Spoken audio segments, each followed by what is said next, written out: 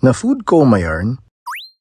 Nainggit ako kay Buding kasi sabi niya madalas daw sila mag-breakfast buffet dito sa Tagaytay. So lumapag kami para itsatay. Josephine ang dating tawag sa kanya. Ngayon, Rosario na. Ang nagagandahang sina Miss Justin at Miss Alpha ang sumalubong sa amin sa entrada. Pardon my ignorance, first time ko mag-breakfast buffet sa Tagaytay. Nagulat ako sa Paris Band. May rides ba sa loob na in demand? Charet! Kung di ka pa nakakalapag dito, maluwag sa loob nito. Pwede ka magpasirko-sirko. Si Sir Jeff ang nag-assist sa amin. Sabi niya, enjoy your meal. Dito nyo kami inupo. Sa Am I Real? Bago tayo magpatuloy, gusto ko lang sabihin na 6:30 pa lang ng umaga, bukas na sila. At yan lahat ang inabot after ng senior discount ni Mama.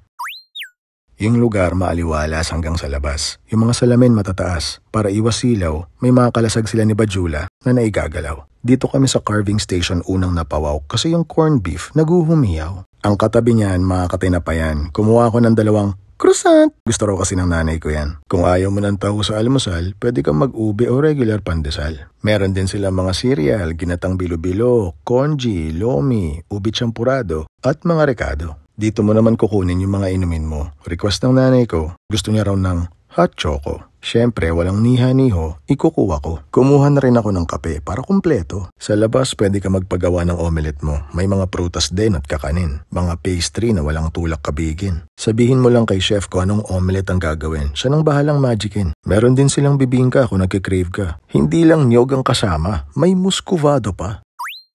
Masarap at maganda ang pagkakaluto niyang omelet. Yung bibingka pala ang sarap pag may muscovadong kasama. In fairness, moist siya. Itong fried asado pa o yung laman, hindi mo mararamdaman. Malitin na nilagyan ko ng mantikilya yan. Lalo kasi siyang naging oily. Malutong yung labas niya, pero di na ako uulit pa. And now, the moment of truth.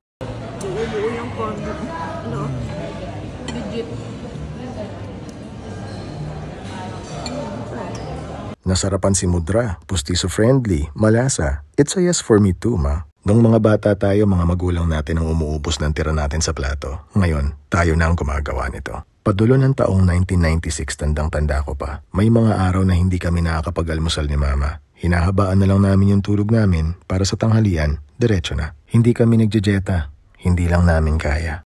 Wala kaming pera. Isang palaisipan pa kung saan manggagaling yung tanghalian. Dahil hindi pa dumarating yung padalang pera ni Papa, didiskarte ka talaga. Kaya sa mga tindahan, nangungutang na. Kung hindi mo pa yun nararanasan, hindi mo alam kung anong klase ng apog ang kailangan para tanggapin yung kahihiyan. Lalo pa pag mahaba na yung listahan. Kaya hindi mo masisisi yung may-ari ng tindahan kasi hindi niya alam kung kailan mo siya mababayaran. Tumatak sa akin yung mga karanasan na yun.